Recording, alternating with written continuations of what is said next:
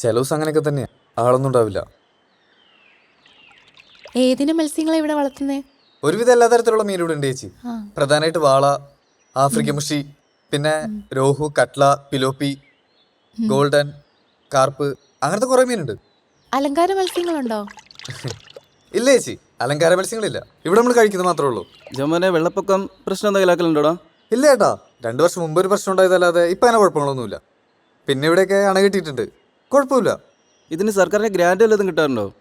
ഓ grand അങ്ങനെയൊന്നുമില്ല, വല്ലപ്പോഴും എന്തെങ്കിലും കിട്ടിയാലായി. പിന്നെ ബാക്കിയൊക്കെ നമ്മുടെ റിസ്കിൽ തന്നെ.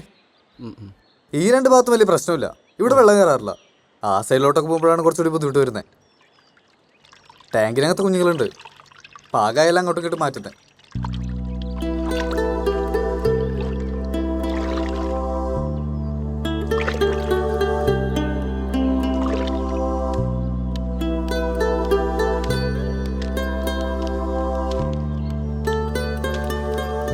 എന്താ ചോമനെ,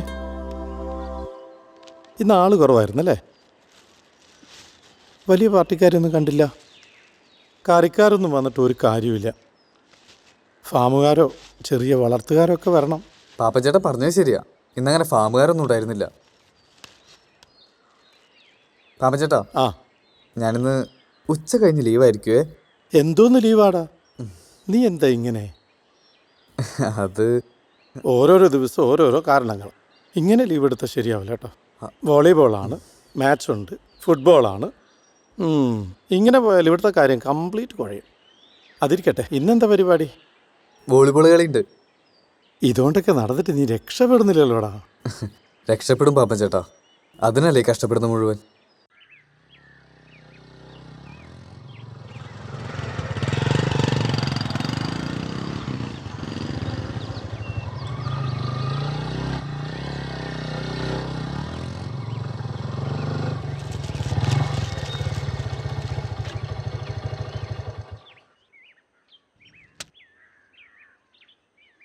നിനക്ക് പഠിക്കാവുന്നില്ലടി, ഏത് നേരം നോക്കിയാലും ഫോണിൽ കളി.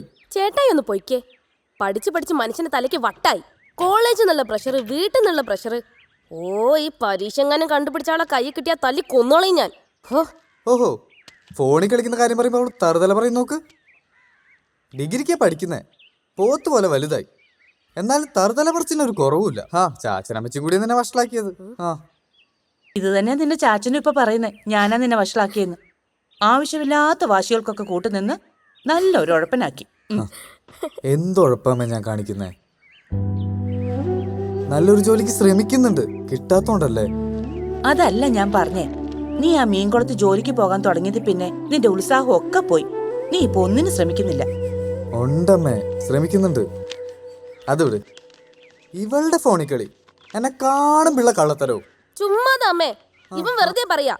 ഞാൻ കള്ളത്തിലൊന്നും കാണിച്ചിട്ടില്ല.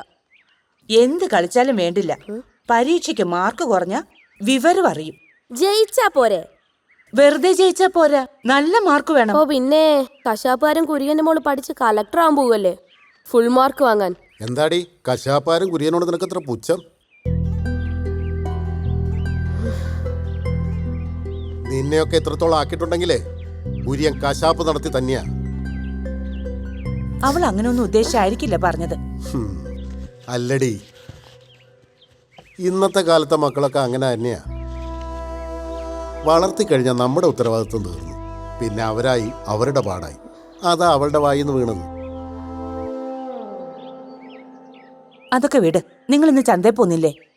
ചന്തയിലേക്ക് പോകാനിരുന്നതാ, പിന്നെ വേണ്ടാന്ന് വെച്ചു. ഇവിടെ ഒരു പോത്ത് ഫാമില്ലേ, സംഗമം നടത്തിയിരുന്നേ, അവരതങ്ങ് നിർത്തി. പിന്നെ ചെറിയ വില കൊടുത്ത് ഞാനതങ്ങ് വാങ്ങിച്ചു.